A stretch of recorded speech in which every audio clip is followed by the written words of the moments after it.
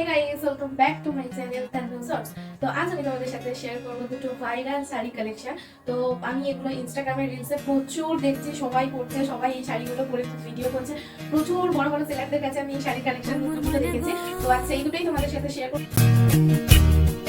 ওমর ময়না গো,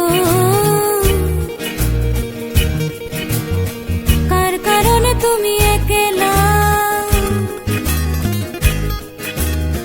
কার বিহনে বিহনে দিবানি সেজে উতলা। সে তো আসবে না, সে তো ফিরবে না, ফিরবে না।